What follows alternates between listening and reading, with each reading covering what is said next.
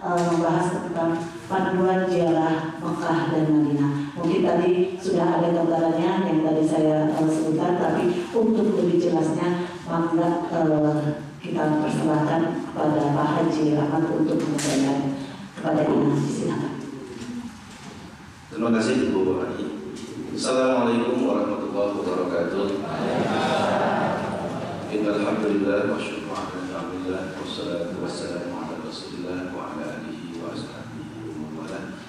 Asyhadu an la ilaha illallah wahdahu la syarika lah wa asyhadu anna Muhammadan abduhu wa rasuluh.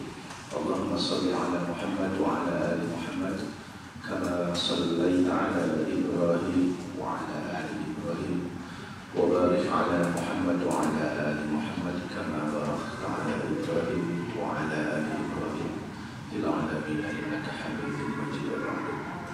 Ya Bapak Ibu, salam dan salam mari kita juga senantiasa terus sampaikan kepada kita sallallahu alaihi wasallam atas perjuangan beliau akhirnya risalah sampai ke tangan kita dan juga kepada kita. Alhamdulillah, yang mudah-mudahan kalau kita konsisten melaksanakan sunnah tadi kita menjadi manusia yang insya Allah selamat di dunia akhirat. Amin. Bapak sekalian, materi pada pagi hari ini adalah panduan ziarah Mekah dan Madinah. Latar belakang kenapa materi ini harus disampaikan adalah bahwa ibadah itu harus sesuai dengan petunjuk Quran dan hadis. Jadi ibadah itu ada tata caranya, ada syariatnya. Kalau misalnya ibadah tanpa ilmu itu bisa tolak. Ibadah tanpa ilmu tertolak. Harus memahami kaidah. Termasuk dalam melaksanakan haji dan umroh. Kalau tidak sesuai, itu menjadi bisa berkurang pahalanya, nilainya, atau juga bahkan batal. Rasulullah bersabda, "Khudhu anni manasikakum." Kemudian Nabi Ibrahim Nabi Ismail juga sama, pernah bilang, jadi Allah memberikan cara-cara manasik kepada kami. Nabi Ibrahim dan Ismail pernah bilang. Rasulullah juga sama menyampaikan, "Khudhu anni manasikakum." Ambillah cara-cara manasik itu sebagaimana aku melakukannya. Ini harus sesuai. Bapak Ibu, kaitan dengan fikih ibadahnya itu kan sudah disampaikan ya, ada tawaf yang rukun. Itu pertama miqatnya ya, niat miqat. Kemudian yang kedua tawaf, yang ketiga sa'i, yang keempat tahallul. 5 tertib. Tertib itu karena tidak boleh diacak. Tidak boleh sa'i dulu baru kemudian tawaf. Kecuali pada hal tertentu. Ada ilah hukumnya. Di hukum boleh hanya seperti apa. Tapi urutan atau tertibnya itu adalah yang tertentu, kemudian tawaf, kemudian sa'i, kemudian itu untuk untuk hati apa satu apa wudhu di Arafah itu rukun. Kalau nggak dilaksanakan batal. Jadi ada rukun, ada sunnah, ada wajib. Rukun itu kalau nggak dilaksanakan batal, mulai haji. Kalau wajib yang dilaksanakan terkena dam. Ya, misalnya apa namanya di Mina ya. Jadi Arafah Muzdalifah wajib. Kalau enggak berarti tidak ada. Ya, dam itu kalau sengaja. Kalau misalnya bukan sakit atau karena hal-hal lain yang kemudian secara situasi dia harus meninggalkan, misalnya tidak hukum tidak mabit di Muzdalifah, itu soal. Jadi yang kena dam itu yang disengaja. Jadi kalau Bapak Ibu tidak sengaja atau tidak tahu, maka tidak usah kena dam. Tapi kan sudah dikasih tahu pada sekarang kan? Kan sudah dikasih tahu Pak, jangan dikurungkan, jangan ini adalah. Nah, yang paling utama kenapa materi panduan ziarah ini disampaikan adalah karena boleh jadi ibadah kita itu masih bercampur. Mana yang sifatnya syirik, mana yang tauhid, itu yang kita khawatirkan. Ya, jangan sampai dalam ibadah haji itu ada sifat-sifat syirik atau ada sikap-sikap syirik, musyrik. Ya. waktu di pertemuan pertama saya pernah sampaikan contoh kasusnya.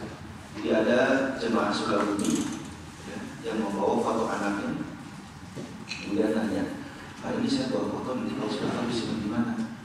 Saya kan bingung foto apa, foto anak saya. Terus ya jangan pernah disimpan di Hijri Ismail, tapi sudah mana ya? Tujuannya apa Bu? Nanti baca tentang usaha supaya selancar. Itu Pak, ya, hati-hati. Ibu ini berarti ibu syirik. Padahal ibu datang ke Makkah itu untuk bertauhid, ya kan? Talbiyahnya sudah sampaikan. Jadi jangan sampai frekuensinya nggak sama gitu. Jadi talbiyah itu kan ternyata tidak talbiyah, ada sikap syirik, nggak boleh. Tidak ada. Kalau kata Nabi itu kan la aqwa wa la tiyawata walakin al-fa'lu. Ada sahabat yang memang al-fa'lu ya Rasulullah. Al-fa'lu kalimatut thayyibah. Tidak ada hadis siang dalam Islam. Ya. Wala toiloh, dan tidak ada berdasarkan satu keburukan musibah apapun yang sesuai dengan kita itu dipersangkakan kepada misalnya binatang, tanggal, benda, itu nggak boleh. Sebaliknya juga tidak boleh menyandarkan suatu misalnya kemudahan rezeki dan lain sebagainya itu kepada benda. Di situ mafhum-mafhumnya begitu. Ya. Pengertiannya. Jadi lah ada orang tidak ada sia-sia apalagi keburukan itu. Maka ada satu sebab tak boleh. Nah, walaupun faktu, tapi faktu kata-kata. Terus salahkannya, tapi faktu itu apa? Kalimat yang baik, perkataan yang baik. Jadi positifkan saja di otak kita yang baik. Ya, datang ke Masjidil Haram, gimana bingung? Insyaallah pasti bisa. Ulah siun, pokoknya tak cek, pokoknya kita dong, kita malah itu, ya itu tuh pikiran. Ya. Tapi itu pernah berkunjung, ada sahabat yang bilang, ya Rasulullah si fulan sakit, baik aku akan berkunjung. Nah ketika berkunjung, dilihat oleh Nabi sakitnya berat, lalu kata Nabi, la ba'sa tahur insyaallah. Nah, apa tidak mengapa kamu sakit, ini ujian. Semoga Allah ya menghapus dosa-dosa. Tapi jawaban sahabat itu apa? Ya. Kala ya Rasulullah, bal iya huma kafurun atau kafurun yuzil husayn al-maut. Tapi ini berat sekali ya Rasulullah, panas demam. Kalau ini terjadi pada orang yang sudah tua pasti mati, pasti meninggal. Nah, karena Nabi apa? Pada ambidan. Kalau kamu berpikirnya begitu, ya pasti begitu. Jadi kata Nabi, rubah cara pandang, positifkan saja, jangan takut. Ya. Aku tadi, hanya terapal doa, tenang, positifkan saja ya. Insya Allah diterima amal ibadah. Ya. Karena yang penting itu hati sambil kita tersambung. Ya. Kan tadi kata Ustaz Dede, bukan berarti membaca doa, ya, tetapi berdoa. Boleh nggak pakai bahasa Sunda? Boleh. Asal tarikan itu. Kalau mesti doa, kalau kita lihat berkala, baru kan, baru ya boleh pakai bahasa Sunda, tapi dalam hati, atau berbisik saja, kan gitu ya. Allah Maha Esa. Ya Allah, bagi dipastikan, ya, kebahagiaan, keselamatan, bla segala macam itu boleh. Nah sekali lagi, jadi panduan sejarah ini adalah untuk memandu Bapak Ibu agar melaksanakan ibadah kita sesuai dengan tuntunan Nabi. Dan tadi yang paling penting adalah jangan sampai ada sikap syirik. Nah, makanya ibu-ibu dari Sukabumi tadi itu yang kemudian itu di hotel Pak Win nanya sebelum berangkat untuk itu. Bukan misalnya harus berangkat karena menunggu bus. Nah sambil menunggu bus saya duduk ya. Nah kemudian barulah ibu itu nanya, gimana saya dapat foto? Sedang bukan ada foto. Hotel maksudnya lagi masuk dari foto sih Pak di hotel. Namun di bawah itu ibu syirik. Ibu tidak yakin. Ibu itu yakin Allah pasti berikan. Ibu berdoa saja semua tempat ini mustajab bagi ibu. Dan jadi bukan cerita bohong ternyata ya. 2015 itu hajian ada jemaah ya bapak-bapak itu bawa tali hanya bawa video tali ke dimana di tiang masih lama pasang tali rumah mau cari tali ke sekolah sebelah kami sami ini tali dia sudah aku ya sudah usah Tidak ada. Kan hadisnya kan tidak ada atau dalam kota. Dulu orang-orang Quraisy mengatakan Pak, kalau mau berburu, mau bertani, berkebun ya, ataupun apa, mencari rezeki itu selalu melepaskan burung. Itu ada dialog tadi, tergantung burung itu kemana, disitulah ada rezeki itu ada. Nah itu tuh di dalam hadis disebutkan, jangan bawa dan dialog tak boleh. Seolah-olah kan itu berarti seperti berjudi gitu, kemana arah tak boleh. Nah itu apa yang ya? Jadi saya ingin memastikan jangan sampai ada sikap syirik karena itu fatal. Kalau misalnya Bapak Ibu ke haji, pergi haji, melaksanakan haji, ya, itu kan benar-benar untuk bertauhid. Sebentar ada sikap itu, kan apa? Kalau bicara soal Mekah ini, pembangunannya sangat lama, dari mulai Nabi Ibrahim tentu ya. Nah, tinggi bangunan ini dihitung menaranya Pak, 89 meter, ya, Arsitektur Islam, kapasitasnya 2,5 juta. Jadi pelataran sama Masjidil Haram itu kalau Idul Fitri atau Idul Adha itu bisa menampung 2,5 juta jemaah. Bayangin ya, kalau dipadatkan 2,5 juta. Belum yang jalan-jalan itu, karena dari pelataran Mekah itu, ya, dari halaman itu sampai kadang-kadang ke hotel itu ada yang sholat, ikutin. Sah nggak kira-kira kalau kita sholatnya? Ya, nah ini kan panduan ibadah juga. Bapak Ibu yang masuk dengan tanah haram itu ada batas-batasnya. Ya. Nah kalau satu batasnya mana? Batas mikot. Hudaybiyah 23 kilo. Dari situ berarti itu sudah tanah haram. Sebelum Hudaybiyah belum. Terus nanti ada dalam kota ya, Tan'im dengan Sirona. Nah dari luar Mekahnya mana? Madinah, ya Najd, kemudian Zalul Irqin, itu tempat-tempat hilang mikot. Ada 5 ya tempat-tempat itu dihadiskan sama Rasulullah. Dan menurut sejarah tempat mikot itu adalah tempat di mana malaikat diturunkan. Jadi dulu setelah Nabi Adam berturun ke bumi, dia berdoa, ya Allah, aku minta kepadamu agar aku terjaga dari godaan syaitan. Maka Allah menempatkan 5 malaikat di tempat Allah. Dan sekarang di tempat mikot. Itu sejarah. Banyak lagi cerita tentang bagaimana Nabi Adam memohon pada Allah dan setan itu cara memohon pada Allah. Ya. Kemudian menaranya 9, ada 5 gerbang utama, nanti ada nama pintunya Toha, Lampu Aziz, dan sebagainya. Kalau pintunya ada 45, nah kemudian kalau akses masuk ada 120 pintu.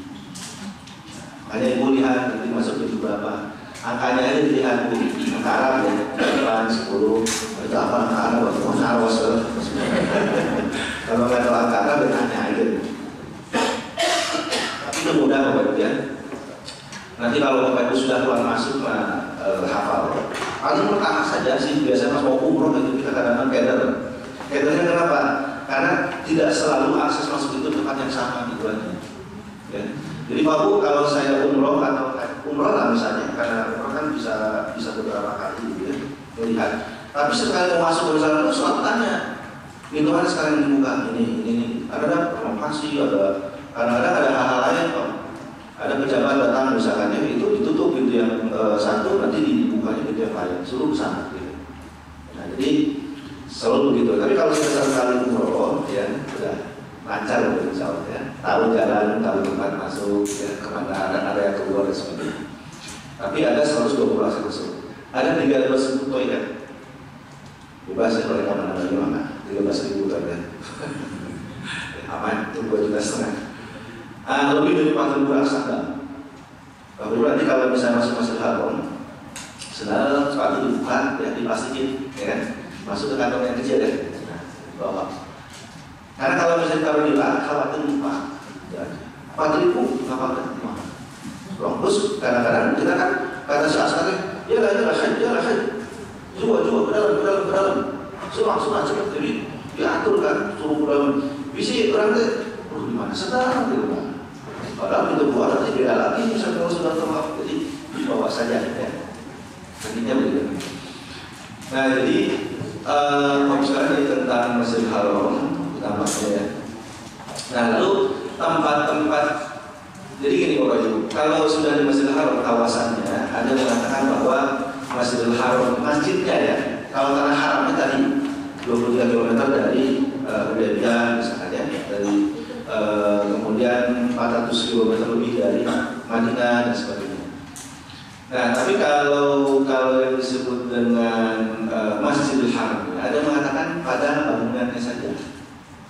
tidak masuk halaman.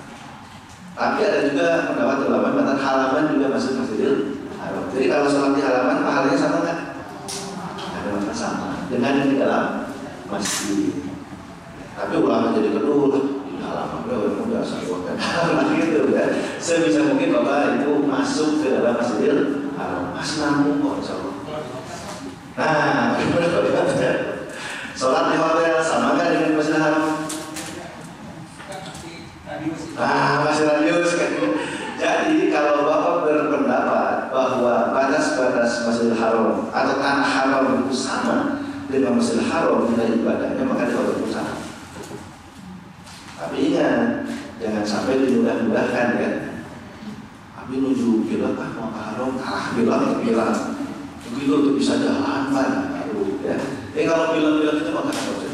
Tapi dalam keadaan darurat, ya tertentu boleh di masjid. Ya. Tapi masih hotel yang dekat kan? Masih hotel kan? Ya. Kadang-kadang jam hotel di Hilton itu kan kelihatan si Masjidil Haram itu. Maka dari jam hotel Ka'bah kelihatan ya. Tapi kalau hotelnya jauh, 5 kilo, 4 kilo, itu biasanya ada musola. Di hotel itu ada musola. Nah kalau kita mengartikan bahwa tanah haram itu masih bagian dari hotel itu ya nilainya sama. Ya. Tapi kan ada hadis begini Pak Bu, bahwa Allah menurunkan 120 rahmat setiap hari di Masjidil Haram itu. Inna Allah yunazzilu mi'ata wa syirah rahmatan bil kulli yawm.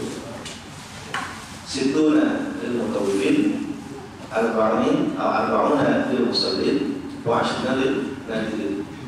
Jadi 120 rahmat itu dibagi 60 bagi yang tawaf, 40 bagi yang sholat, 20 bagi yang melihat tawaf. Jadi melihatnya pun sudah dapat. Kan kalau bapak ibu naik bapak ibu masuk ke Masjidil Haram, kalau nggak tawaf tapi melihat orang tawaf, yang sholat nggak dapat pahalanya, melihat tawaf dan pahala. Ya, ada pahala di situ. Jadi sebaiknya ke Masjidil Haram. Kecuali yang jauh ya, atau kalau panas sekali. Ya kesehatan juga dipertimbangkan ya, karena ibadah itu harus aman. Dan nggak boleh ibadah itu nggak aman. Contohnya apa ya, orang kalau misalkan dia dalam keadaan sakit kan boleh duduk, nggak bisa duduk ya. Darurat dan jadi kedaruratan itu boleh. Pada hal itu dalam fikih-fikihnya itu menjadi diringankan. Ada tata cara. Wudu kan kalau nggak ada air ya. Di pesawat kan ada air Pak, ya, tapi kan airnya terbatas. Jadi darurat. Di hukum kebolehan itu nanti darurat dua, satu darurat, dua kesulitan ya, masyarakat kesulitan seperti itu Pak. Jadi bagi yang sholat di hotel kalau hotel dekat ya, itu ada yang menyatakan masih mendapat pahala yang sama. Makmum di situ boleh. Nah syaratnya apa kalau makmum? Harus terlihat dan terdengar. Nah kalau terlihat bagaimana? Kita kan mungkin melihat imam. Ya, saat terdengar.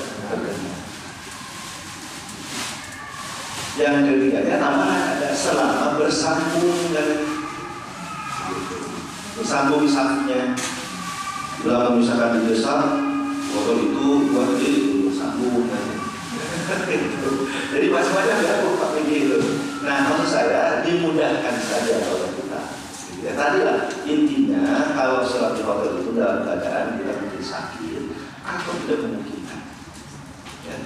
Tiba-tiba pas sudah umroh bangun telat gitu ya, dokternya udah sholat, ya udah di hotel saja. Ya. Kalau misalnya masalah sama kamu ditutup kan sama askar. Kalau udah jam-jam mau sholat itu, udah mau komat itu udah ditutup. Itu makanya paling kita di halaman. Nah kalau di halaman terus siapa mau sejaga, ya. Walaupun memang kan orang pakai sendal kalau di halaman itu ya, kecuali masjid itu buka. Nah khawatir memang sih kalau di sana ada juga buat debunya saja, debu Madinah ya, itu debu Mekah itu obat. Dan memang di sana kan tidak ada jalan kayak juga. Itu kan ada, onta jauh Pak, dan tidak pernah ke di Masjidil Haram gitu. Karena sampah-sampah kan. Dan tiap hari juga itu pakai mesin kan, di restoran bersihkan pakai mesin-mesin pelataran. Jadi ya kalau kita lihat bersih ya sholat di situ. Kemudian kalau bosan, usahakan tidak sholat di toilet. Ada bukan? Karena saking turunnya orang bulu, waktu bulu itu sholat toilet. Sering saya lihat. Jadi kan tetangga-tangga itu harus itu tangga-tangga jalan gitu di situ kan. Asal jadi kasih di toilet itu masuk ke itu. Itulah ada orang yang berapa itu ada tuh. Kan itu pakai sepatu ke bawah gitu, itu udah luas. Itu ada sholat di situ. Jadi kurang khusus. Nah ini perhatikan panduan-panduan Bapak Ibu ibadah. Agar apa? Satu benar ibadahnya, yang kedua dapat pahala. Karena bisa berkurang semua pahala atau bahkan jadi batal ibadahnya terima. Jadi harus dipahami ya. Nah Bapak Ibu makanya kalau misalnya kenapa kan kalau tawaf itu kalau batal kita kayak langsung ya pada saat kita subhanallah walhamdulillah terus batal. Udah langsung Bapak ke temannya kayak ke kainnya atau langsung kain sendiri boleh. Itu karena kalau ibu Bapak keluar itu jauh. Nah, Bapak Ibu di bawah ini adalah maket masa depan Ka'bah. Jadi ini yang berwarna ini, yang terang ini itu hotel-hotel Pak. Jadi nanti tahun 2050 itu sudah dari 2001 itu sudah mulai dibangun ya. Bahkan sampai 2100. Pembangunan Ka'bah itu nggak berhenti terus. Dan dananya itu sudah menghabiskan 1,4 kuadrun, bukan triliun tapi kuadrun ya. Itu bisa berapa? Dia bisa berapa? Ini kuadrun sudah. Triliun itu kan berarti 1.000 juta ya. Dan masih terus mau terus pokoknya seberapa banyak pun pembangunan akan terus karena kan ya uang itu dan jamaah ya bisa mereka terus dialokasikan dalam sekali. Nah ini Bapak Ibu dari nanti apa titik di sini ya, itu dikelilingi oleh hotel jemaah haji. Nah kalau ini kurang di ke belakang wah itu di ribuan hektar ke belakang. Jadi boleh jadi kalau Bapak Ibu umroh misalnya hotel A, B, C itu kan tidak ada, dihabisin semua pakai hotel itu jemaah haji.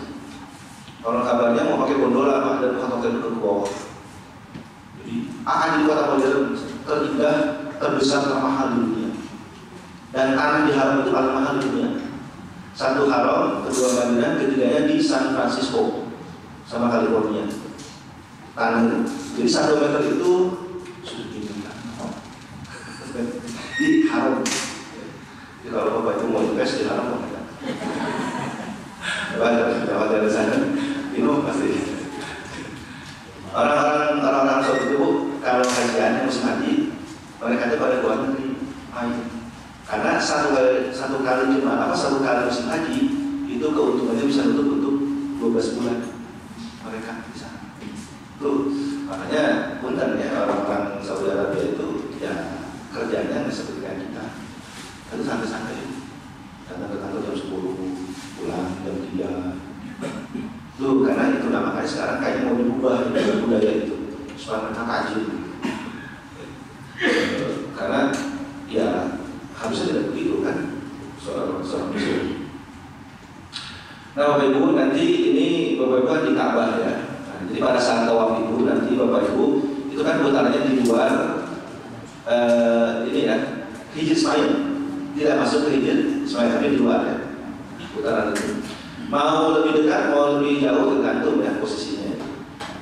Nah hanya di sini Bapak Ibu kan ada ini rukun Hajar Aswad, ya, ini rukun Iraqi, ini rukun Syam, ya, Syam. Ini Yamani. Nah, nanti Bapak Ibu mau baca doa Rabbana nanti dari rukun Yamani ke Hajar Aswad. Itu saja. Yang sama sedunia bacanya itu. Sudah hafal kan Pak? Insyaallah. Kemudian ayat sahabat. Rabbana atina fid dunya hasanah wa fil akhirati hasanah wa qina adzabannar.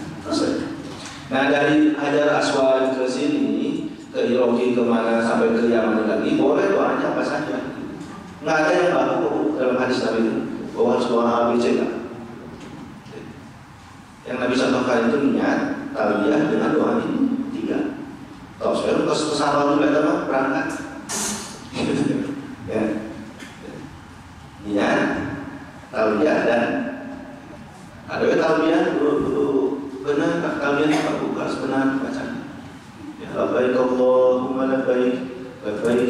syarika lak labbaik. Ulang. Labbaik la syarika lak labbaik. Itu kala favorit. Coba di sok aya wae gitu. Sekali dia dalam kemudian nalnya sekali laka baik mesti bedaan sekali 2 kali kita tadi betul kan diulah satu. Nah terasa doa Rabbana atina kalau saya tadi dulu ya sah kok ya selebihnya doa yang buah apa tadi ya kata sudah tiga. Nah Bapak Ibu lalu doa itu di mana kan setelah putar ini kita berdoa sholat di belakang makam Ibrahim maka berdua sebelah sini ya kelihatan makam Ibrahim. Dulunya Bapak Ibu makam Ibrahim itu dekat pintu di sini kan untuk membangun. Tapi sama Khalifah Umar bin Khattab dipindah ke belakang karena menghalangi orang yang tawaf. Itu dipindah. Sumur Zam-Zam dulu juga 7 meter dari sini Pak. Tapi menghalangi orang tawaf yang ditutup pindah ke bawah. Macam-macam. Nah ini Hajar Aswad di sini. Jadi kalau yang tanya Pak, ayo doa mustajab itu di mana? Di semua tempat di Masjidil Aqsa mustajab. Jadi bukan hanya Multazam aja. Ini Multazam itu pintu Pak. Ya. Antara pintu dan Hajar Aswad itu namanya Multazam. Nah doa di situ makbul, mustajab. Ya. Doa di situ gimana? Mustajab. Kalau di belakang Ibrahim mustajab. Pokoknya di sekitar area Masjidil Aqsa semua mustajab. Jadi ibu bapak kalau misalnya sekarang ceritanya sholat di belakang Ibrahim. Terus tidak mungkin kalau padat, ibu sholat aja dalam masjid nggak apa-apa. Ya, boleh, udah tahu selesai. Cari tempat yang duduk di dalam masjid, lalu berdoa sah. Cari tempat di belakang makam Ibrahim. Itu juga mustajab. Ya. Jadi jangan dipersulit. Karena posisinya bu kalau di haji ya itu di depan yang orang tuh jadi pada berebut di sini. Malah harus menyalip orang India dan semua. Itu isi tajam. Itu diukur aja. Emang kalau tempat itu kan ya. Ibu nggak usah mikir-mikir apa harus gitu. Itu ketempatan itu dua lama. Nah, ini waktu Ibrahim itu Multazam Bapak Ibu sholat di sini sah berdoa makbul saja ya. Nah itu hal-hal ini so. Tapi kalau nggak paham cara ibadah itu menyulitkan kita nantinya. Nah, jadi kenapa harus ada cara-cara ibadah panduan itu untuk memudahkan kita? Ya, tapi benar. Gitu. Ya. Nah, ada talang emas bu, ya di sini dia bisa itu talang emas. Ya, nah di sebelah sini. Jadi kalau hujan itu nanti si air itu keluar ya, dari situ salurannya karena sudah tidak ke dalam. Ini isi Ka'bah bu. Dalamnya tidak ada apa-apa, cuma 3 tiang ini. Makanya orang-orang barat itu kagum. Bagaimana bisa katanya Ka'bah itu kan sebenarnya bangunan yang tidak terlalu artistik kan. Tidak sebagaimana peninggalan Romawi yang dibangun di Ka'bah cuma kotak gitu. Kubus bangunan. Tapi apa sih yang membuat itu bernilai terhormat ya maksudnya kalau dan apa sih yang istimewa itu orang barat itu kagum. Karena bangunan seperti ini. Para arsitek dunia itu kalau buat bangunan itu gampang kan. Dia nggak paham ya sejarahnya bahwa itulah tonggak pertama manusia bertauhid dengan Allah. Ini paling penting dan jadi kiblat kan pusat rujukan dunia. Nah kemarin saya sudah sampaikan itu ya filosofinya hikmah jadi hadis yang mengatakan bahwa Ka'bah berada di atas air dan dari situlah bumi diciptakan. Ternyata jauh sebelumnya itu terjadi penciptaan bumi dan langit dipisahkan oleh Allah. Kemudian muncullah rekahannya karena bumi itu dari 1000 tahun dipanas 1 bulan maka rekahan yang pertama kali ini muncul adalah bumi Ka'bah. Dari 10 katanya batu-batuan itu dibentangkan sampai ke Australia, sampai ke Asia, sampai ke China, sampai ke Eropa. Jadi luar biasa. Dan ini aku mau kecerdasan para nabi Nuh alaihissalam ketika Nabi Nuh itu belajar karena katanya mengitari dulu pusat ini seolah-olah gitu ya 40 hari kan banjir itu. Nah ini dalamnya dulu sebelum Islam itu membentuk Mekah di sini berhala semua di dalam. Nah sekarang tidak. Nah ketika Aisyah bertanya kepada Rasul, ya Rasulullah, aku ingin sholat dalam Ka'bah. Maka ya Aisyah itu ingin sholat dalam Ka'bah. Kata Rasul dipegang tangannya, terus diajak ke sini kemarin. Hijir, jadi sholat di Hijr itu sama dengan sholat di dalam Ya Rasul, aku ingin sholat ke Ka'bah. Kata Aisyah, Rasul mari pegang tangannya, diajaknya ke sini. Di sini pun sama dengan kau sholat ke Ka'bah. Yang kan harus dibuka dulu segala macam dan ibadah-ibadahnya. Kan sekarang Bu yang boleh melihat Ka'bah itu tertentu dan presiden ya, kalau ada penghormatan dari negara Saudi bahwa buka pintu masuk ke dalam sholat. Nah jadi ini tempat-tempat saja. Di mana Bapak Ibu doa. Ya. Jadi jangan berpikir harus di belakang Ibrahim, mau di sebelah utaranya, di sebelah selatannya, semua tempat mustajab itu tempat mustajab. Ya nggak apa-apa, ada lingkaran kan. Makanya yang di sini, arahnya di sini, di sini. Ya, kiblat itu kan pusat dan bukan menyembah Ka'bah ya. Ini kalau di dalam, kalau di dalam Ka'bah bukan di Ya. Boleh, kemana saja boleh. Ya, bebas. Karena kan kalau di Ka'bah muter kan. Ya. Yang ini akan berhadapan dengan yang dari selatan kan. Itu muter. Ya. Itu menunjukkan bahwa sesungguhnya ya, dimanapun kita berada, maka Ka'bah itu dalam hati kita sebetulnya. Jadi wahai ma'untum fawallu wujuhakum syatral masjidil haram. Dimanapun kamu berada, dari arah manapun, pokoknya hadapkan ke Masjidil Haram. Nah, kalau misalnya sampai kereta api atau di pesawat, misalkan berbeda arah nih, nggak ke sana, niatkan saja apa ada di hati kita. Allah Akbar. Dan kalau di sini udah bebas, mau menghadap ke manapun boleh, karena ini hanya sekedar simbol saja. Dan kita tidak menyembah ini ya. Kalau yang itu Rabbah hadzal bait, sembahlah siapa pemilik Ka'bah. Orang-orang barat mengatakan orang Muslim itu menyembah ini, sama dengan katanya mereka menyembah berhala juga.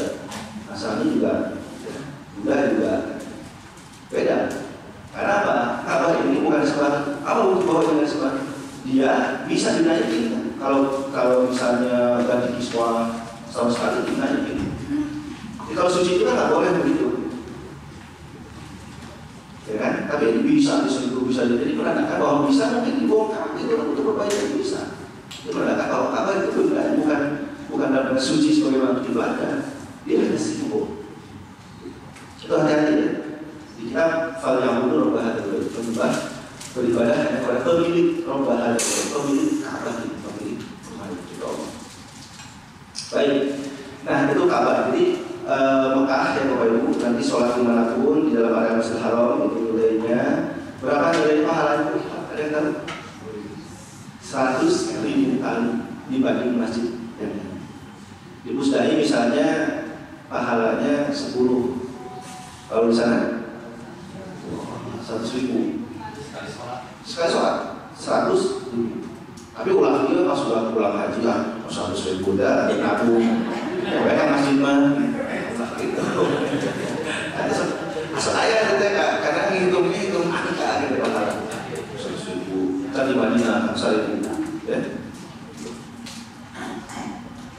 As-salatu fi baiti ya, itu 100.000 kali pahalanya. Dan di Madinah itu sendiri. Tapi kalau ziarah itu 3 masjid ya harusnya.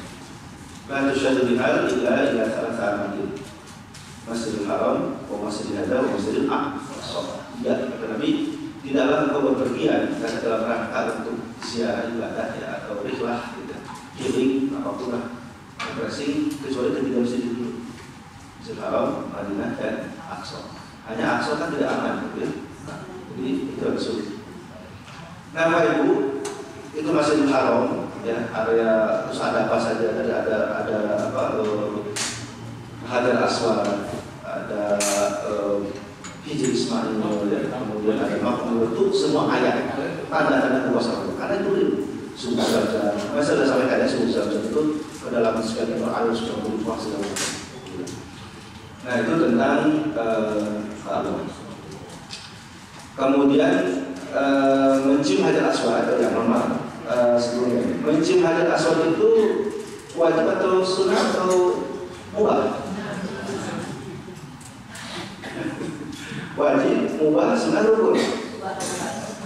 Tidak mencium aswad sah hajinya. Kalau tidak mencium aswad sah ada nggak? Tidak. Berarti ya mubah. Sunnah juga tidak, mubah aja boleh. Karena kalau sunnah nanti orang berbuat ya. Dan ternyata kan perempuan tidak diwajibkan harus tidak usah. Tapi sekiranya itu lihat situasinya Pak Bu, kalau ada saudara. Ulah maksa pun masuk hajar aswad jum hajar aswad jangan. Kalau misalnya mau pun itu dijelaskan yang sungguh-sungguh kemudian ada sebagaimana kita mengikuti Nabi Muhammad ya. Kan Umar juga begini bilangnya. Aku sudah tidak ngerti ini batu apa, batu hitam ini gitu ya. Tapi karena Rasulullah menciumnya, aku mencium. Umar tadi sampai bingung kenapa harus cium batu. Ya, hikmah-hikmah yang belum tentu manusia itu bisa memahami. Itu hanya kenabian. Dan kemudian sudah diteliti kan itu batuan dari surga. Memang Bu Pak, sehingga saya tahun 60-an itu pernah dicuri. Itu tuh batu itu pernah dicuri.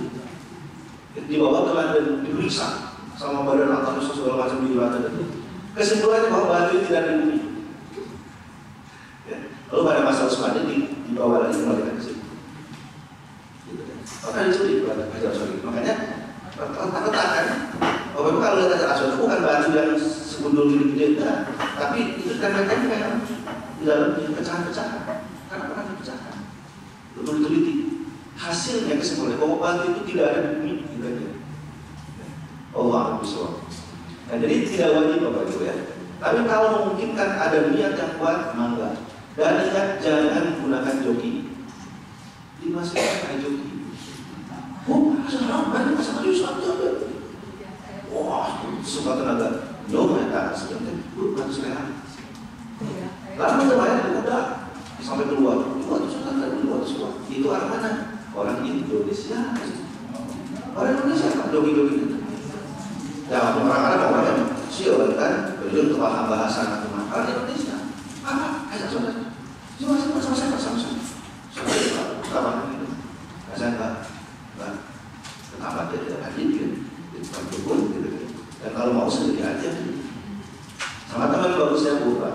Sama teman dari bertiga berempat itu bisa. Gitu. Ada caranya gitu ya. Jadi caranya jangan langsung dari sini ke sini dia pulang menabrak dan enggak. Masuk dulu Bapak Ibu jangan keliling aja sampai mendekat di sini Pak. Ya. Nah, caranya mendekat ini masuk ke arus. Kan ini jauh berjuang siap-siap karena mungkin bergeser, pindah. Karena waktu itu ada orang India di situ perempuan sampai jilbabnya ke capuk. Sampai si Askar itu langsung turun. Haji. Askar 5 orang diamanin, tadi jilbabnya dibawa langsung ke pelataran ke belakang. Jadi harus hati-hati aja. Ya. Tapi tidak mencium sah makanya. Baik Bapak Ibu, kemudian nanti di Mekah kita akan ziarah juga satu ya. Itu nanti keliling. Itu ke Jabal Sur yang pertama. Jadi si bus itu nanti rute dari hotel itu keluar langsung melewati Jabal Sur. Ada yang tahu Jabal Sur? Gua Sur itu adalah gua tempat di mana Nabi Muhammad SAW itu dikejar-kejar oleh kaum Quraisy ketika hijrah. Nah, ya, yang di dalam gua itu Allah menunjukkan mukjizatnya kepada Nabi yaitu dengan diadanya ini apa? Ada bahasa Inggris kalau laba-laba itu lama kancah. Sudah lama kancah. Apa namanya bahasa Indonesia itu? Lama kancah. Ya sarang laba-laba. Spiderman atau pusing Spiderman. Sama burung merpati itu kan, burung merpati ya. Ya. Jadi yang menghalangi orang-orang masuk ke dalam gua ini adalah sarang laba-labanya burung merpati. Karena kata mereka kalau Nabi bersembunyi di tempat ini pasti katanya sarangnya rusak. Jadi Bapak Ibu, ketika perintah hijrah itu turun, Nabi Rasul kata Muhammad kan akan meninggalkan Mekah menuju Madinah. Ya. Jadi mimpi gitu supaya jangan sampai masuk ke kota Mekahnya karena itu orang-orang Quraisy gitu. Ya, itu malam-malam tuh keluar. Yang itu Bapak Ibu pernah dengar cerita ketika Nabi ketemu ya. Lalu yang tidur itu sebenarnya Sayyidina Ali. Ya. Tapi kan sudah nubuat. Dan Nabi ketika itu membaca surat Yasin itu. Nah, wajan dari sadar berkhawisa dan fasyailahu bersyukur. Ayat 9 itu. Sehingga mereka tidak melihat. Mengambil pasir katanya, kemudian disebar. Nah, setelah pasir itu dilemparkan itu orang-orang Quraisy tidak melihat Nabi pada Nabi keluar. Nah, itu pula katanya yang sekarang dibacakan oleh orang-orang Palestina. Kalau dia mau nembakin senjata itu, dibaca itu. Sama dua itu yang tidaklah Allah melempar, adalah orang solid Allah yang melempar. Omar Maita, Ina Maita, Allah. Dua senjata itu ini sendiri musuh. Nah, Nabi kemudian bergerak. Nah, itu diantar oleh Abu Bakar. Nah, ketika dia tahu, ketika ada informasi bahwa orang Quraisy mengejar, Nabi kemudian masuk ke gua ini, gua Sur, untuk bersembunyi, ya di sini. Yang kemudian Nabi kan ada ular ya. Kemudian Nabi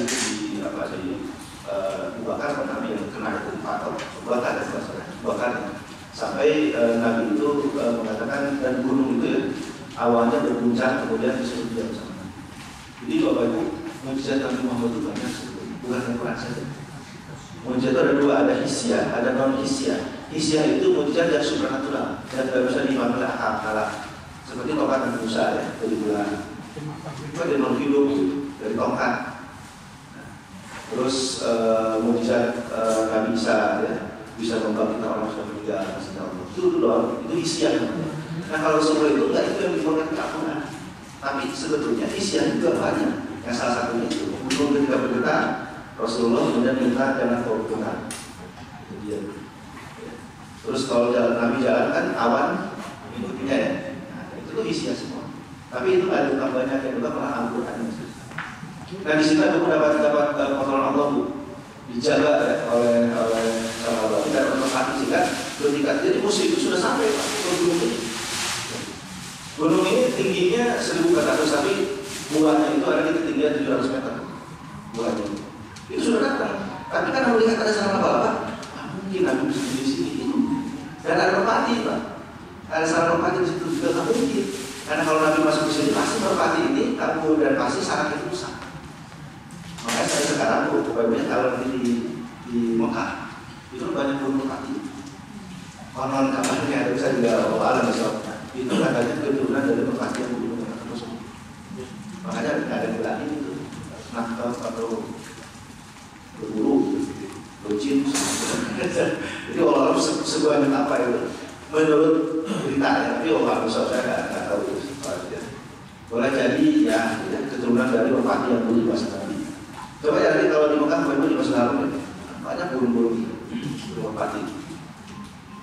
Nah jadi Abu Bakar Siddiq ya yang menemani beliau ketika di Bukhari. Nah kita nanti akan melewati tempat ini tapi tidak naik berziarah juga karena kalau naik kan waktu. Paling kita di bus biasanya. Bapak Ibu sebelah kanan kita itu adalah dua Jabal Sur, tempat Nabi Rasulullah SAW sembunyi ketika di orang Quraisy akan hijrah. Kalau kita perhatikan itu, kalau mau turun sebentar ya foto-foto gitu. Nah di situ tidak ada kaitan ibadah sama sekali Mas. Si tiba-tiba aku berkata, kalau orang sebetulnya itu jangan itu ya harus tidak ada urusannya. Nggak usah kalau itu ya. Hanya sekedar mengenang sejarah saja. Oh ya Allah. Nah apa yang mesti kita lakukan? Bertasbih saja, berzikir. Ya pas melihat ini diterangkan tadi sama Mutawif atau sama pemimpin Bapak Ibu itu adalah dua film tempat Nabi Rasulullah SAW berhijrah dan bersembunyi tempat itu. Jadi bahwa Nabi itu real, ada, tak bohong. Itu tempat-tempat ketika Nabi Rasulullah itu bergerak hijrah. Nah di situ kita subhanallah, walhamdulillah, Allah tasbih zikir ada ya. Aku belum berdoa kira. Aku mau berdoa ke kiblat salah. Nggak ada, ya, nggak ada. Pas itu tidak boleh. Apalagi minta ke gunungnya misalkan, itu syirik kan. Nah sekarang ya di sini tidak ada kaitan ibadah, hanya sekedar mengenang sejarah saja, tasbih saja. Nah dari gunung ini kemudian kita akan terus jalan lewat gunung. Nah ini Jabal apa ini? Jabal Nur, tempat wahyu diturunkan. Nah lihat bu perbedaannya. Kalau Jabal Nur begini Pak bentuknya. Ya, tapi kalau nah ini Jabal Sur ada dua. Tapi kalau nah ini Jabal Nur di balik sini Bu, Pak, guanya dari sana ini gua sempit sekali. Cukup hanya untuk satu atau dua orang. Nah, Nabi Muhammad SAW sebelum diangkat menjadi nabi, ya karena dia itu sering bertahanus di sini. Karena 3 hari pokoknya kalau masuk ke museum sejarah Mekah ya, itu nanti akan diterangkan oleh si pemandunya. Beberapa hal di sini, terus siapa yang membawa makanan ya. Khadijah binti Khuwailid itu naik ke atas dalam keadaan hamil, bawa makanan ya. Kemudian dia pakai sendal dan itu bantuannya kerja darah hanya makan dia suruh makan perjuangannya seperti itu. Nah, setelah berlangsung barulah wahyu turun kan. Ada 2 yang mengatakan bahasa Iqra, yang Muhammad ada jawaban itu ma'ana biqori atau ma'ana aqrohu kan. Kalau ma'ana biqori aku nggak bisa baca, tapi kalau ma'ana aqrohu apa yang bisa baca, gak ada teksnya. Barulah Iqra bismi rabbika alladzi khalaq. Ternyata disuruh membaca situasi Mekah. Situasi Mekah bagaimana jahiliyah itu bisa diubah. Dipasang oleh wahyu. Iqra bismi rabbika alladzi khalaq. Kalau berhisab dan ila akhir. Nah ini. Nah, ada kaitan ibadah nggak di sini? Ada kaitan ibadah nggak di sini? Tidak ada. Kalau nggak berkunjung ke Jabal Nur sah nggak tadinya? Sah. Bisa aku bilang, Tuhan jangan itu tak punya, tak gua iro kumaha tuh, sah itu tenang apa? Nggak ada kaitan ibadah. Ada sholat di sini? Tidak ada sholat khusus. Tapi kalau ke Gua Hiro kemudian pas waktu masuk waktu sholat boleh sholat. Nanti sholat wajib dibagi-bagi. Ya, karena kalau subuh itu udah naik waktu sholat subuhnya di sini dibuat di mana-mana. Kalau kami dulu dari Pusdani kan berangkat itu jam 3 di hotel, jam 3 malam. Nah subuh dulu di kaki bukit Gua Hiro ada masjid. Nah habis sholat baru naik kita. Jadi mungkin karena subuhnya kan jam 5 lebih, nanti setengah 6 baru naik. Ya. Itu kalau yang sudah profesional 1 jam 15 menit sudah sampai. Tapi kalau yang belum kalau jarang naik gunung, bisa 2 jam setengah. Lama. Capek Bu. Dari sini ada bawah naik ke atas.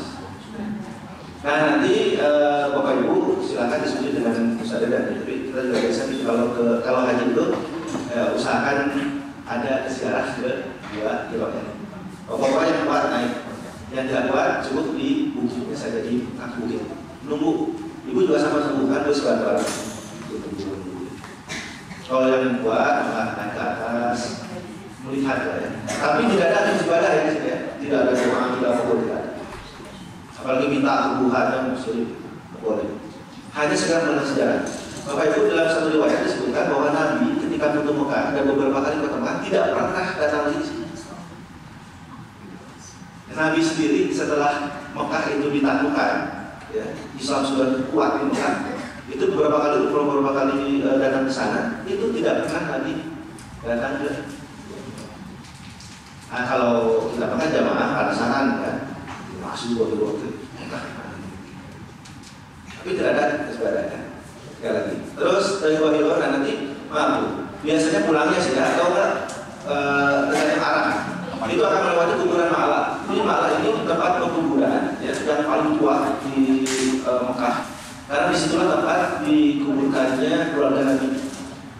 Jadi Khadijah binti Khuwailid di sini. Paman Nabi Abdul Muthalib di sini dikuburkan di Mekah.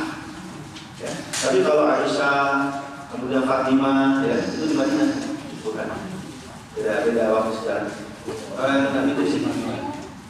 Tapi kita nggak bakal tahu kalau yang mana makamnya Khadijah.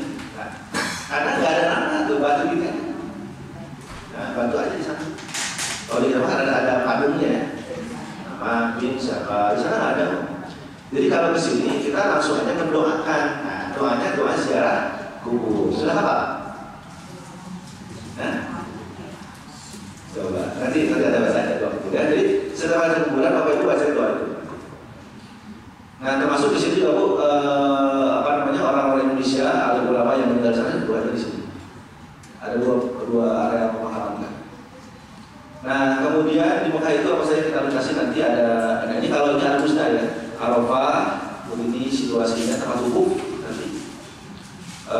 Kemudian ini Musdalifah, dan di Musdalifah itu kan ada tenda ya, dan nggak ada alas, jadi betul-betul beralaskan pasir, beratapkan langit. Di situ orang memohon meminta. Dan seperti ini Pak udah nunggu mobil penjemputan ke Mina.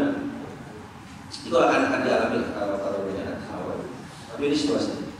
Nah ini baru area Mina. Ya. Bapak Ibu, Mina itu kalau Nabi pernah mengatakan seperti rahim. Jadi berapapun jumlah jamaah di situ akan terangkum. Hebatnya Nabi itu. Dan ketika sampai di Mina, Rasulullah itu pernah disiapkan tenda oleh sahabat. Tapi kata sahabat, tempat siapa ini? Tempat sipulan yang harus kembalikan kata Nabi. Karena siapapun yang datang ke Mina ini tidak boleh mengklaim itu tanah yang tentukan. Nabi mencontohkan ya, sama seperti itu. Jadi siapapun yang akan datang boleh memberikan tenda waktu itu untuk haji. Karena kan tendanya sudah seperti itu, permanen ya, tenda itu permanen. Maksudnya permanen itu nggak dicabut-cabut karena tiang-tiangnya sudah ada besi, terus tendanya sudah bagus. Dan di sini nanti akan berkumpul 3,5 juta umat Islam yang berhaji. Kan semua Mina, wukuf Musdalifah Mina itu semua. Jadi di saat itu ada pergerakan yang sama, ada doa yang sama, ada niat yang sama, luar biasa. Dan semua bertalbiyah ya. Baik Allah, baik Allah, aku datang hari dengan segala keterbatasan ilmu, dengan segala kekurangan diri, dengan segala dosa-dosa yang sudah aku datang hari ini. Ampun dosa kami. Di sini kita semua bersikukuh. Nah, di sini nanti kan ada ibadahnya, yaitu nanti ada ibadahnya apa? Lempar jumroh. Di buku ibadahnya apa? Ada buku Arafah, tasbih. Di Musdalifah doa saja, ya, ada sholat biasa, jamaah qashar, jamaah bisa dan sebagainya. Dan di sini ada yaitu lempar. Kalau jumroh itu melempar, Arafah, usul dan sebagainya. Ya, tapi puncak haji itu adalah di Arafah ya. Karena kata Nabi al-hajju Arafah. Kalau Arafahnya nggak dilakukan itu batal. Makanya yang sakit sekalipun waktu itu kan di bawah ambulan datang ke Bukit Arafah, balik lagi ke rumah sakit itu sah. Secara fikih kata para ulama itu sah. Karena berarti dia wukuf sebentar, balik lagi ke rumah sakit. Nah siap-siap aja dia muslim itu Bapak Ibu fisik akan diuji. Yang bilang, yang batu, yang pada tenggorokan, macam-macam di situ. Karena apa? Kelelahan, capek. Baik, nah Bapak Ibu kemudian nanti di Mekah itu kemana saja ziarah-ziarahnya selain ke tempat-tempat tadi ya, yang ada dari sejarah dalam nabinya itu, Gua Sur, Gua Hiro, ya, kemudian Arafah, Musdalifah, Mina. Sebentar, Bapak Ibu di Mina ini. Ya, ketika masuk Mina nanti Bapak Ibu akan melihat tugu, dan itu tugunya adalah tugu ketika Nabi Ibrahim menyembelih Ismail, akan menyembelih Ismail. Itu ada tugu di sini. Nanti ditunjukin lah sama pembimbing atau sama supir ini. Kita mau tunjukin Bapak Ibu sebelah kiri ini yang kita lewati ada tugu putih. Nah ini adalah tugu di mana Nabi Ibrahim akan melaksanakan penyembelihan Nabi Ismail yang kemudian digantikan oleh seekor kibas. Oleh sebab ini diganti oleh seekor kibas. Kibas itu ya kambing atau domba. Nah, kemudian di tempat Mina juga Bapak Ibu kalau nanti kas mau pulang ya dari Mina ke Arafah itu ada sebuah tempat agak menjauh ke bawah lembah ya. Itu tempatnya ketika pasukan gajah maju. Itu Nabi pernah lewat situ ya, dan itu tertutup Nabi ya, sambil jalan cepat. Terus pas sudah lewat tempat ini sahabat tanya, ya Rasulullah memang mau tadi katanya jalan cepat dan dulu. Tahukah kau bahwa tadi kemarin kita lewat itu tempat di mana pasukan gajah dihancurkan? Sahabat aja nggak tahu. Itu dengan wahyu Allah turunkan pengetahuan itu bahwa tempat itu tempat di mana pasukan gajah dihancurkan. Makanya Nabi jalan cepat. Jadi tak mau lah itu tempat ketika semua orang-orang pasukan Alfil itu bisa berlaku. Kami ini sijil sampai semua hancur, termasuk Abraha raja. Nah, Kemudian Bapak Ibu nanti di Mekahnya sendiri ada beberapa museum yang bisa Bapak Ibu kunjungi. Ya. Dan ini di luar konteks ibadah ya. Tapi sekiranya kita ada kesempatan, biar kamu pengetahuan. Ini Museum Haramain. Di sini ada apa saja? Di Museum ini ada benda-benda yang dulu pernah digunakan di Masjidil Haram. Ya. Termasuk sisium dan jam-jam dulu pada masa pada masa Nabi. Ada foto sumur jam-jam berapa meter di situ kedalamannya dan air seperti apa. Terus ada kiswah yang diganti tiap tahun. Ada tempat, pokoknya benda-benda antik lah yang dulu pernah digunakan di Ka'bah. Nah, cuma rumornya ada yang mengatakan bahwa dulu itu kan ketika Nabi SAW itu Nabi itu sedang bersender dari sebuah tiang. Nah, namanya itu sekarang tiang burung. Jadi katanya disitulah Nabi kemudian didatangi oleh malaikat Jibril dan burung. Nah, tapi ada mengatakan tiang itu sudah dipindahkan, justru dibawa ke sini. Allah alam ya, kalau hal itu tuh dari Saudi nggak begitu. Jadi dari Saudi itu karena mereka kan memang paham ya, itu paham wahabiyah yang memang untuk hal yang sifatnya itu kurofat, syirik, tahlil itu benar-benar dijaga. Makanya nanti Bapak Ibu di Masjidil Haram pun keluar dari setelah setelah sa'i ya, Bapak Ibu akan keluar dari pintu Safa Marwah. Nah itu sebetulnya dari Safa Marwah itu kurang lebih ya 30 meter itu tempat Nabi dirikan rumahnya. Tapi sekarang jadi apa? Jadi perusahaan. Perusahaan. Karena kalau itu dituliskan tempat Nabi lahir, pastinya Nabi ada orang Indonesia apa lagi Pak? Buat tempat-tempat itu padahal tidak ada urusannya. Nah di musim ini Pak ya.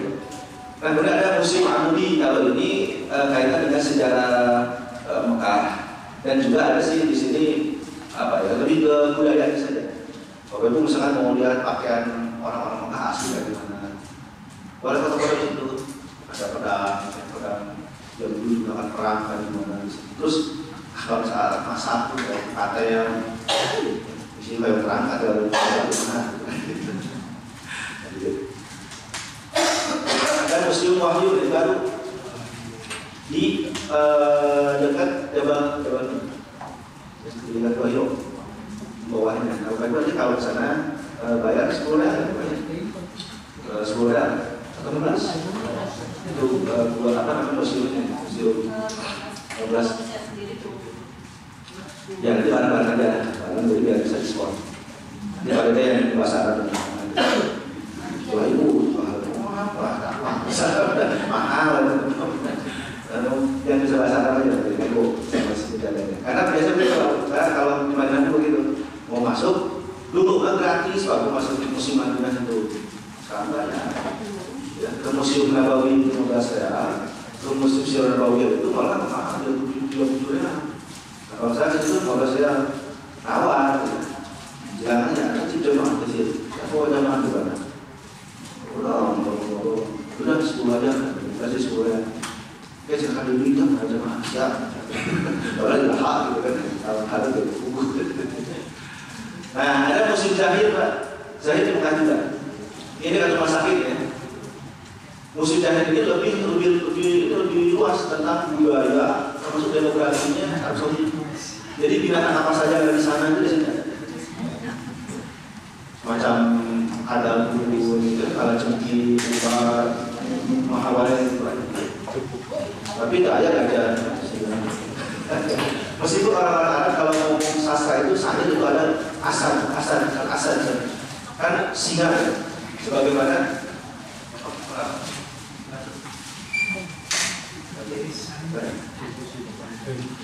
di sini pakaian segala macam khas orang Arab kerajaan kan model torbus ya Bu ya, ada seperti ini itu macam-macam Bu. Kalau Masjidil Haram warnanya apa, kalau raja warnanya apa nggak sama kan? Kayak Ibu Mesya kalau Mesya sama pakai juga, iman kerajaan katanya. Di sini lambang itu ada warna-warnanya tersendiri. Cara makainya juga pernah ya terus kasih obat dan lagi. IPC mah nggak pakai slot. Nah ini museum. Maka ini mah tidak ada kaitan dengan ibadah ya. Kalau ada kesempatan boleh. Kalau Bapak Ibu itu ke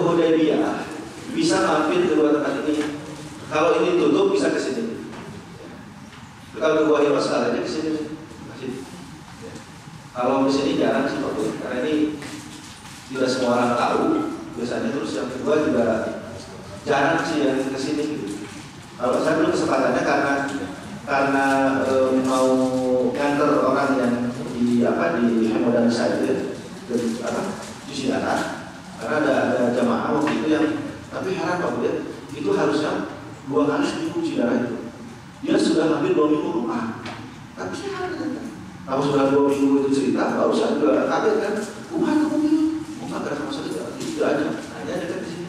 Masa di Jabal Aziz, nah ternyata ada museum, saya museum, nah baru jamaah, kemudian hari berikutnya diajak ke sini. Nah, Hudaybiyah kan nanti di Mekah ini ziarahnya juga Hudaybiyah.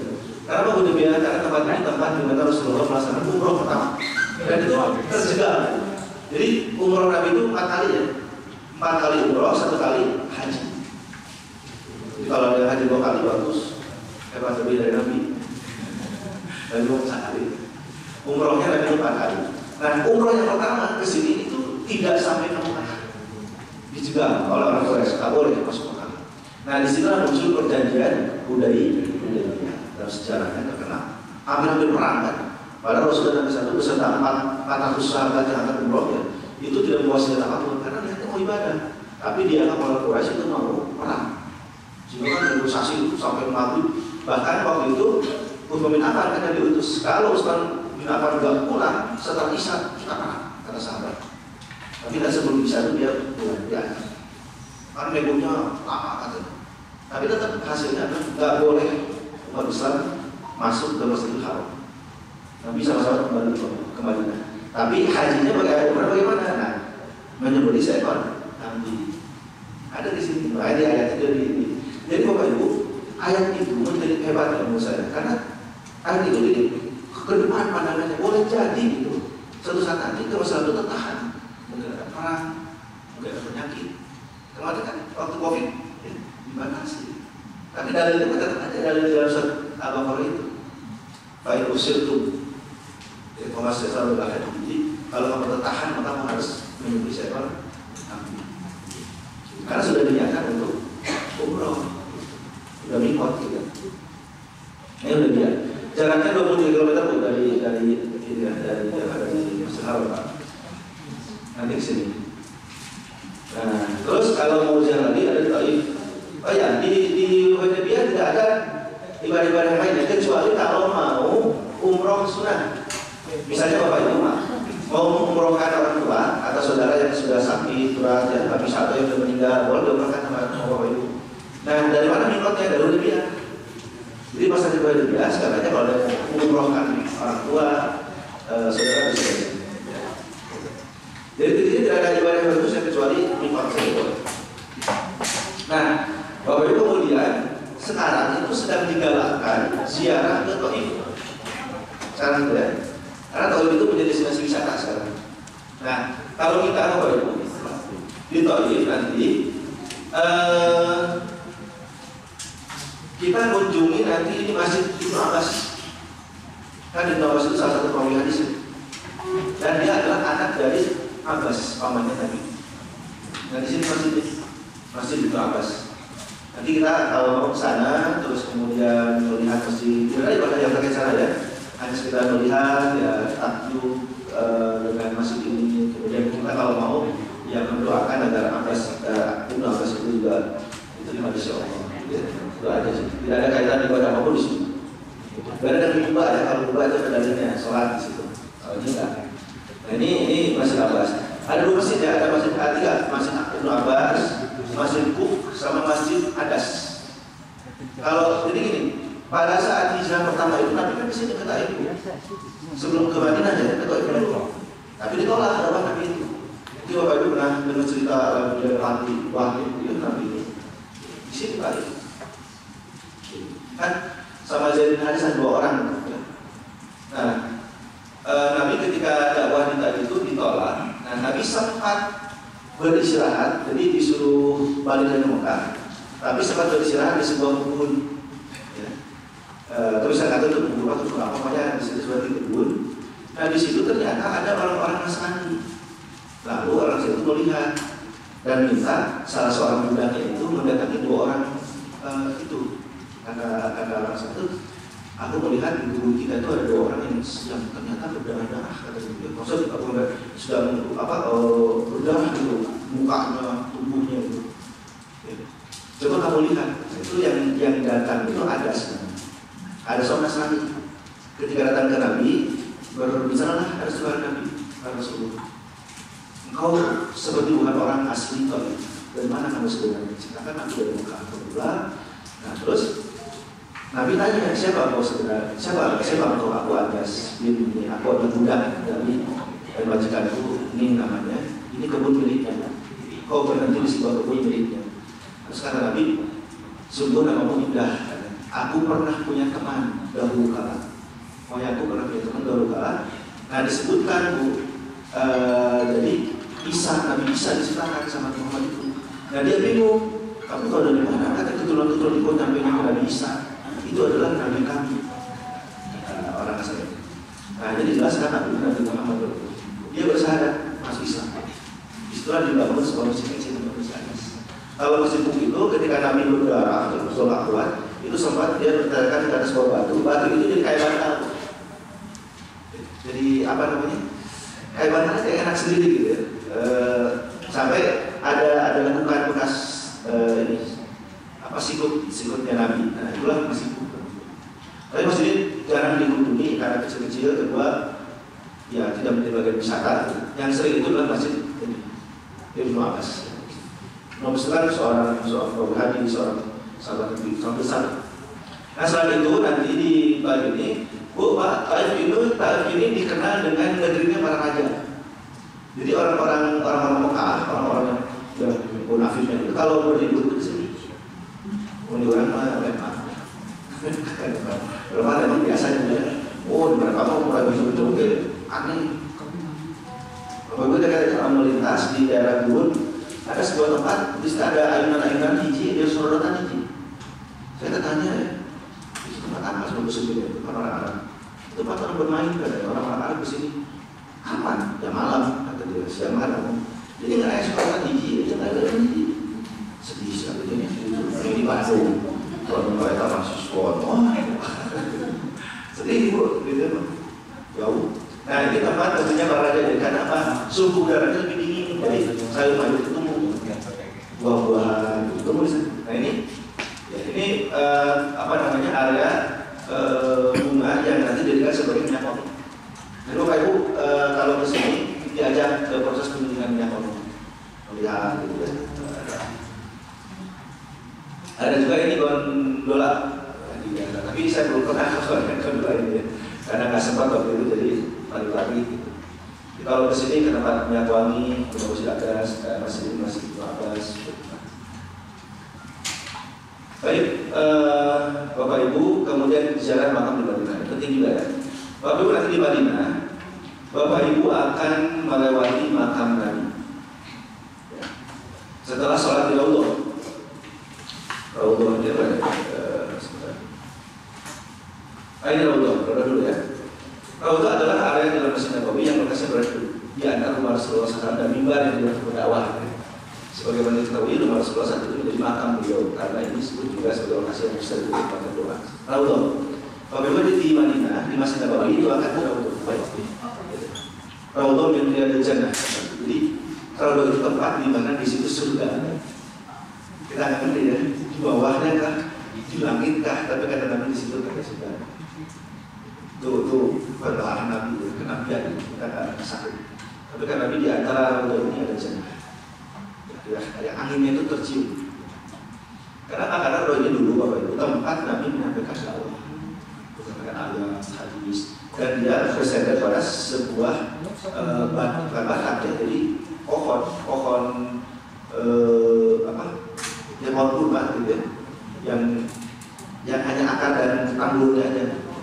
Dan ketika pohon itu dipindahkan, Bapak Ibu itu pohon menjadi memekik gitu, dan itu terdengar oleh para sahabat. Sampai kata Nabi Rasulullah, aku mendengar sebuah ikan. Apa itu? Maksud itu adalah pohon yang dulu tempat aku bersama dipindah. Hebat. Jadi pohon itu berbicara dan menangis. Karena Nabi akan pindahkan pohon. Tetap bersandar. Itu di Masjid Nabawi. Nah di sini Bapak Ibu kalau sholat itu sebutnya di area Masjidil Madinah itu sholat pahalanya sama. Tapi di sini sebut juga tempat mustajab. Wajib tak ke sini? Enggak. Disunahkan saja. Ya lebih baik di situ. Tapi nggak wajib. Kalau nggak sampai ke roda gimana sah haji? Sah ya. Tidak ada kaitan. Tapi kalau masuk ke sini, alhamdulillah, paling tidak kan kita mengenal sejarah. Di sini apa yang dilakukan? Sholat boleh, berdoa. Kalau bukan sholat berdoa saja. Karena waktu padat di situ orang berjubel, sama-sama di situ. Nah kalau nggak sempat sholat, ya sudah berdoa saja. Sholatnya apa aja Pak? Mau sholat duha boleh, sholat hajat boleh, sholat taubat boleh, ya. Sholat sunat tahiyat masih boleh. Bukan sholat wajib. Nah waktunya kan tertentu. Nanti ibu-ibu diajak ke situ. Tapi biasanya ibu malam ya, karena ada sekat dibagi-bagi.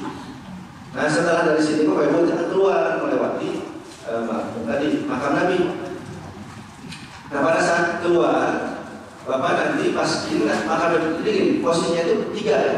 Yang pertama yang kita tahu makam Nabi, yang kedua Abu Bakar, yang ketiga Umar bin Khattab. Ya, Utsman itu dibagi kan di situ.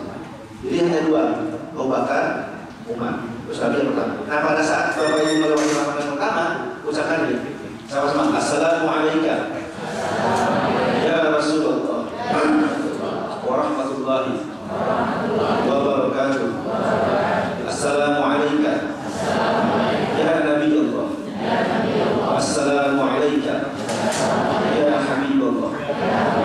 Ashhadu annaka ballaghta risalah wa adaita al-amanah wa nasahta al-ummah. Fajazakallahu anna afdal ma jaza rasulan an ummati. Panjangan ya. Kalau panjangan gimana? Cukup Assalamualaikum ya Rasulullah. Kalau baca salawat Allahumma shalli ala Muhammad wa ala ali Muhammad. Setelah meninggal Panzaroni ba'da hayati Faka'anna zaroni hayati. Artinya barang siapa yang berziarah kepadaku setelah sepeninggalku, seakan-akan dia datang ketika aku sedang atau masih hidup. Terus makanya pada saat tawaf ini Bapak Ibu berkesan. Jadi kalau lewat sini sedih takut karena kita berarti pernah berhadapan dengan seorang manusia besar.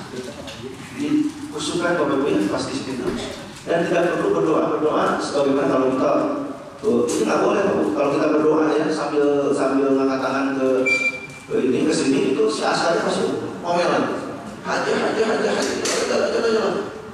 udah terus maju jadi gimana caranya sambil berjalan pelan ya. Assalamualaikum warahmatullahi wabarakatuh.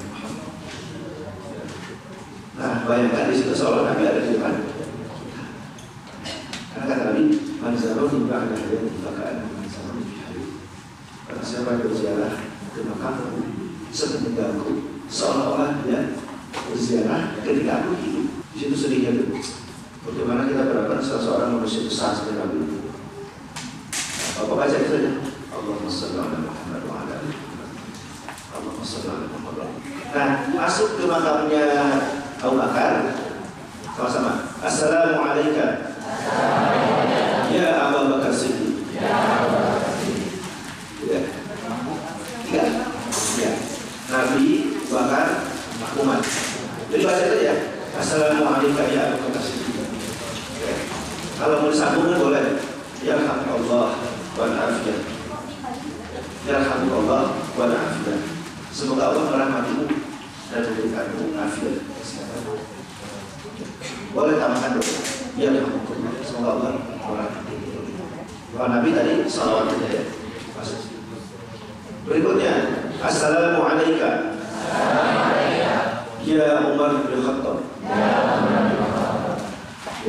Ya Alhamdulillah wa afiyah. Jadi Umar ya, seolah-olah kita bertemu dengan Umar bin. Nah lewat dari situ Selesai baru nanti ke makam baki. Nah, Bu, Masjid Madinah ke arah timurnya itu ada pemakaman namanya makam baki Al-Baqi. Makam baki ini disebut oleh Nabi dalam hadisnya sebagai makam yang akan dibangkitkan pertama kali ketika hari kiamat. Di akhirat ada dua makam, pemakaman yang dibangkitkan pertama itu makam baki Al-Baqi dengan makam Al-Ma'lan di Mekah.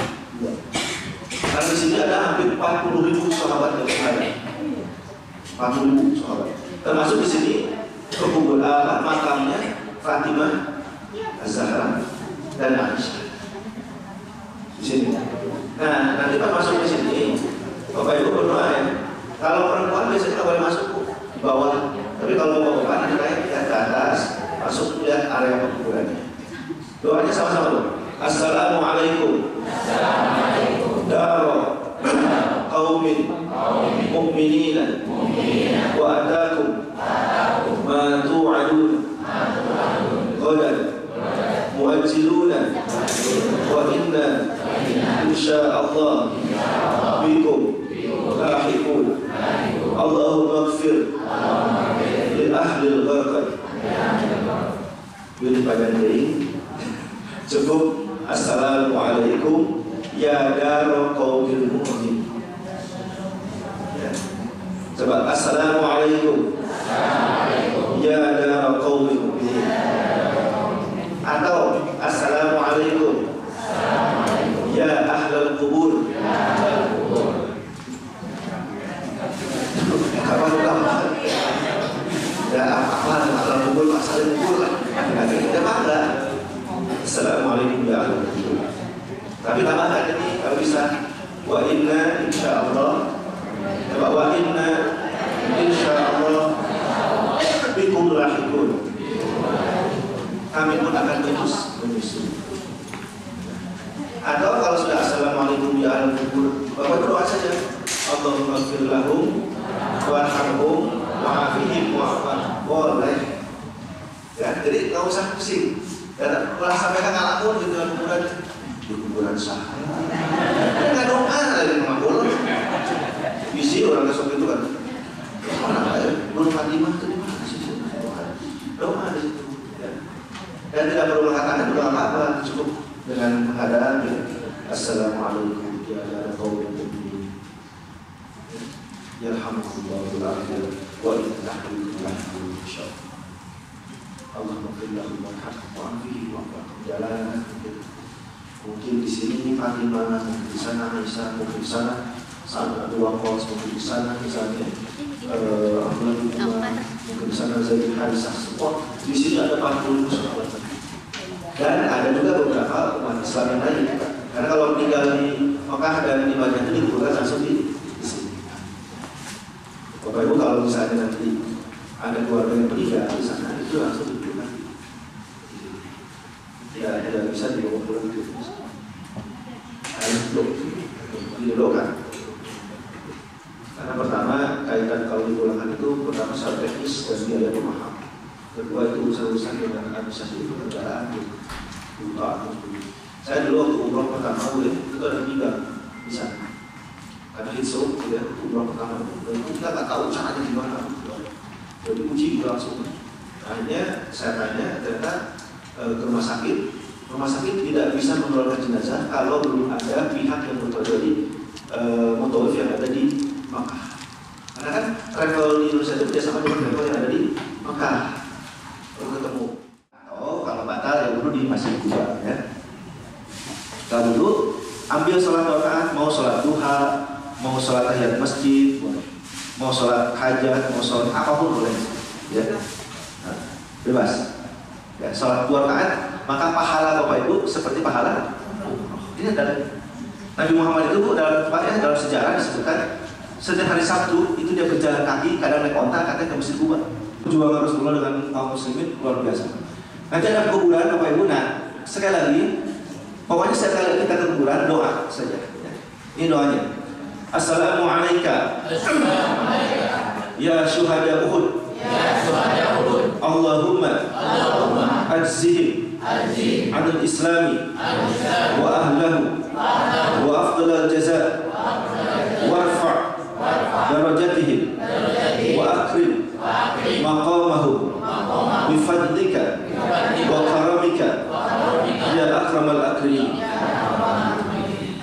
teh sih kata dia. Assalamualaikum. Ya syuhada Uhud. Allahumma fir lahum warhamhum wa'afihim wa'fu. Itu sudah boleh. Ya. Tapi sebutkan dulu syuhada Uhud. Nah, di sini para syuhada termasuk paman Nabi ya, yang bernama Hamzah bin Abdul Muthalib. Itu meninggal di sini. Syuhada Uhud. Nah, nanti ada kuburan Ma'la yang tadi ya, Ma'la. Ini di Mekah, ini bukan di Madinah, tapi di Mekah. Salah ini. Nah, nanti dari Uhud, Bapak Ibu akan diajak ke Masjid Qiblatain. Kenapa Qiblatain? Karena dua kiblat, Pak. Nah ini, nah ini.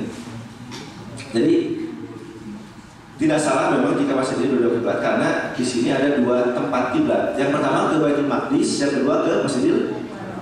Jadi sebelum ke Masjidil Haram, Bapak Ibu, Rasulullah sholat menghadap ke mana? Ke Baitul Maqdis. Di mana Baitul Maqdis itu? Di Palestina, di Aqsa. Tapi Nabi sering berdoa malam-malam itu. Ya. Jadi dalam ayat Al-Quran itu ada. Kamu sering berdoa mengarahkan ke langit ya, agar dipindahkan kiblat itu. Nah, sama Allah kemudian dikabulkan. Ada yang mengatakan posisinya waktu sholat asar, ada yang mengatakan waktu sholat zuhur.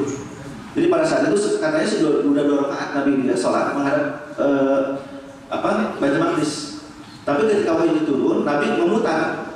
Jadi pas sudah rukuk ini, sami Allahu liman hamidah, langsung Nabi berputar ke Masjidil Haram. Nah di situ sahabat ngikutin, awalnya kebingungan, tapi ya karena Nabi dia ikutin. Setelah selesai, barulah sahabat bertanya, wahai Rasulullah, kenapa engkau memutar arah salat kita? Sesungguhnya Allah telah wahyu kepadaku bahwa harus memutar kiblat ini ke Baitul Haram. Situ tuh gembiranya para sahabat ya dan Rasulullah. Kebayang kalau waktu itu nggak turun wahyu ya sampai tetap harus Maqdis.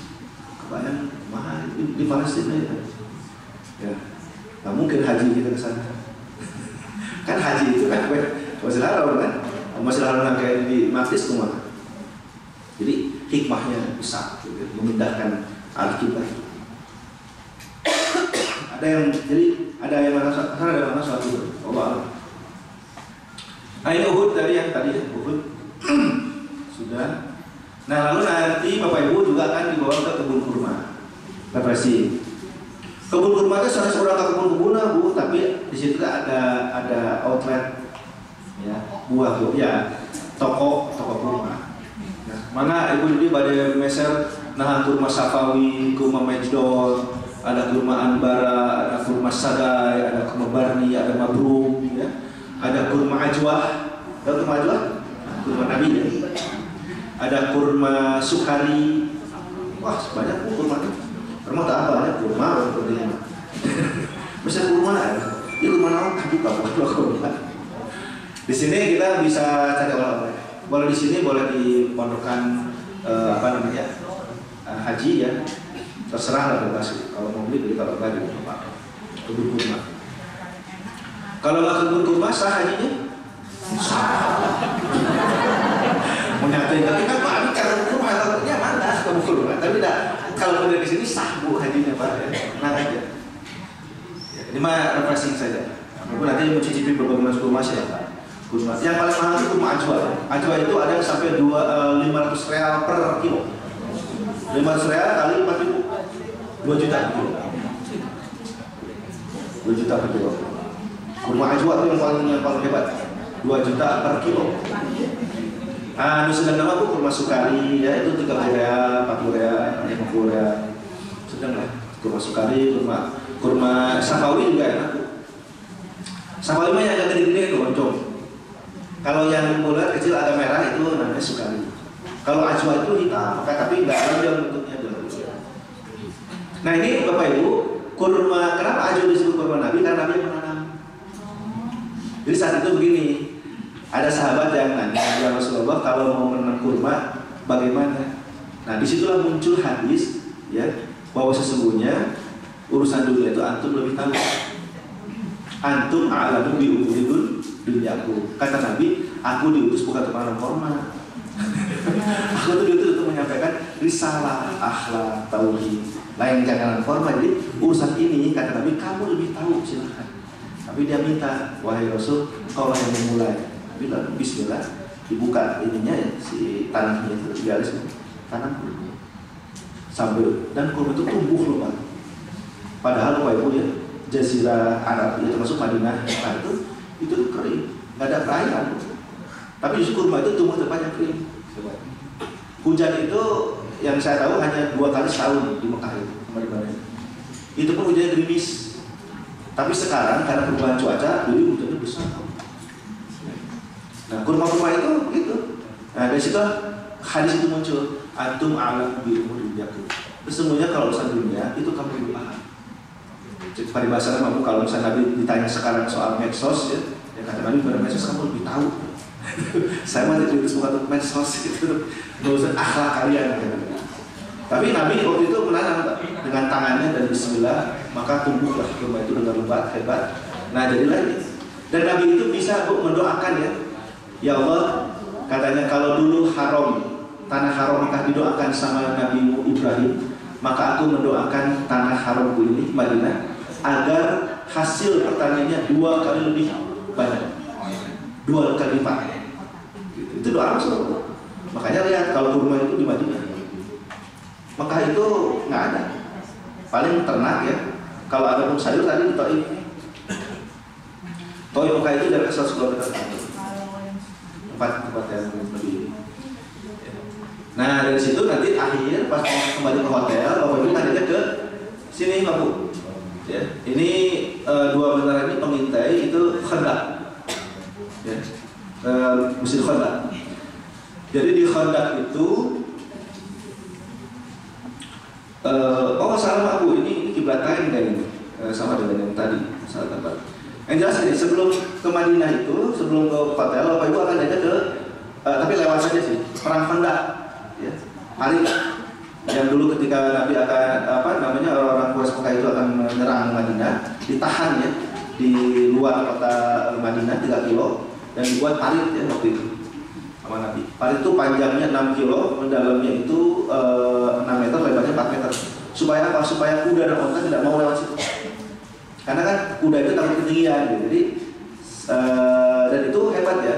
Itu pendapat dari Salman Al-Farisi. Karena Nabi waktu itu tanya, ini gimana supaya musuh tercegat? Kata Pak Al-Farisi, bagaimana kalau kita buat parit ya Rasulullah? Dibuat parit.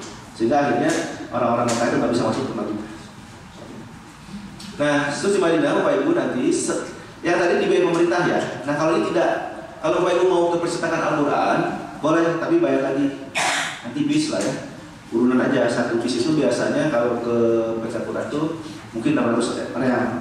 Jadi bagi aja 70, paling 20 real ke sini.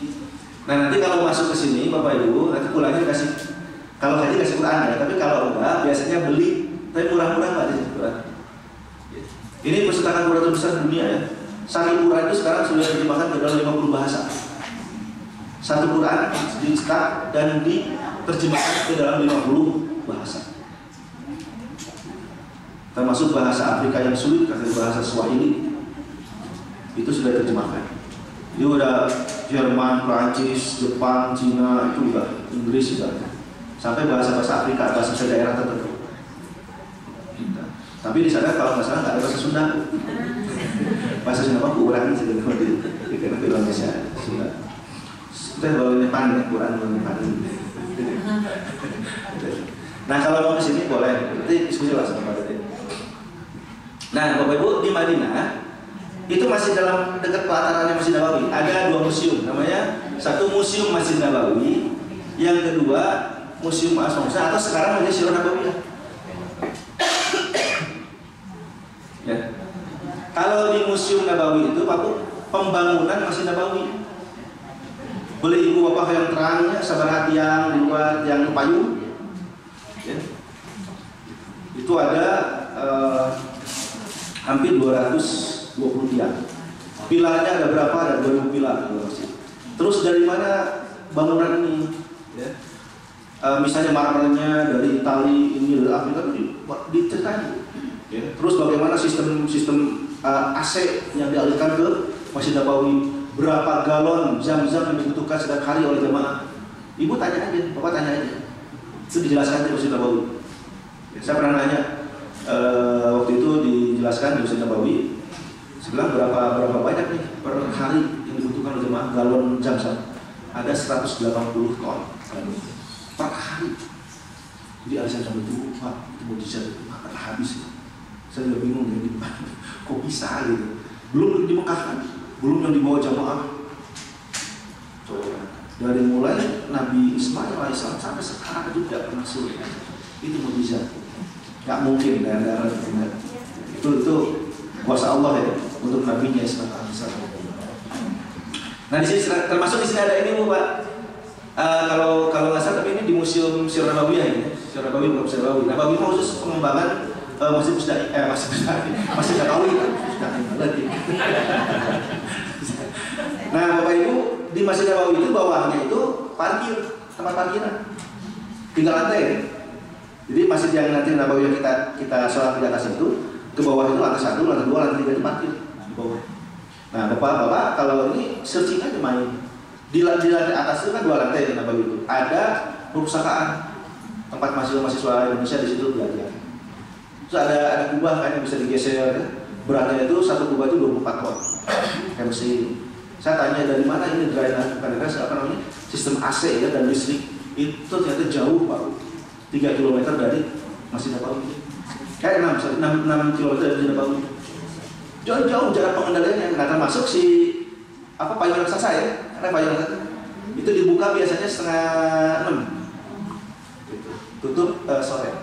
Jam 5, payung. Ya payung raksasa itu tetradon itu namanya. Itu satu payung saya tanya itu 12 miliar harganya. Satu payung 12 miliar dari Jerman. Dan di situ ada 220 pihak. Wah itu luar biasa Pak. Dan ternyata listriknya itu menggunakan nuklir. Coba tanya pakai nuklir ya. Makanya kan nggak pernah padam. Terus cantik kipas angin jadi AC. Nah si air zam-zam itu kenapa ada yang dingin karena itu aliran untuk air zam-zam sama AC itu nempel si pipanya itu kan jadi dingin bukan pakai kulkas. Kulkas susah banget. Nah itu bahkan di sini Bapak diceritakan kota Mekah zaman dulu sampai saya tanya di sini deh kan dia tanya coba tanya ke jemaah di mana rumah Nabi, di mana Abu Bakar. Cuma saya nggak tahu dan terus baca sama dia nyala. Ini Mekah zaman dulu, ini Ka'bah, ini dulu Pak. Nah rumah Nabi di sini, Abu Bakar di sini, ini Abu Jahal, ini keluarga semua itu deketan. Makanya di Quran itu ada surat Al-Lahab. Abu Lahab itu kan diabadikan ya karena dia ingin membahayakan Nabi, mencederai Nabi. Iya, setiap kalau lewat sini, kata kalau ke Haram, kalau ke masjid. Ini rumahnya Abu Lahab. Oh, jadi Nabi itu memang kalau mau ke Haram, dulu tuh lewat rumah. Makanya disebarin kan dilemparin ini kan paku supaya Nabi terluka. Itu jahat Abu Lahab sampai diabadikan. Abu Lahab. Jadi apa yang diusahakannya dia was orang yang kaya, performa kaya di waktu itu. Jadi mau sampai sekolah itu kan Abu Jahal, 3 A. Abu Jahal, Abu Lahab, Abu Sufyan ya. 3. Maka dikuasai 3A. Bandung itu dikuasai 3A. Sahawa ya Bro. Agil 3A. Antar mana namanya? Dan A-boxer 3A. Nah, di sini Bapak Ibu disilakan sampai nanti akan melihat bahwa toilet 3 itu ternyata rumahnya Abu Jahal di sini. Di toilet Abu Jahal. Saya tanya di sini, ada bayat Abu Jahal. Ini kan, ini berarti WC dulu ini situ. Di WC tadi Abu Jahal. Ada apa Bu? Nah itu perlu tanya aja di sini. Terus kalau di Madinah, market Madinahnya nanti rumah Rasul itu rumah istri-istrinya di situ. Ya. Di situ ada Aisyah, ada Ummu Kulsum, di sini siapa di sini apa? Dari ketanya ternyata. Terus di mana Nabi waktu itu disusui ya oleh di sini rumah ini. Terus wah pokoknya unik. Terus kenapa Safa Marwah itu dulu kan orang Islam tuh nggak mau sa'i. Ya Rasulullah katanya bagaimana kami saya itu ada dua ini patung. Nah, kata Rasulullah patung itu sudah dihancurkan, maka baru kamu saya sekarang. Asalnya jadi sa'i dan marwah itu ada dua patung dulu. Jadi kemana Nabi ketika bermuka dihancurkan. Nah sekarang kalian boleh sa'i karena ini bagian dari sejarah yang dicontohkan oleh Hajar ya dan Ibrahim sa'i. Nah kalau mau juga ada musim kereta api Bu. Ini di masa Utsmani.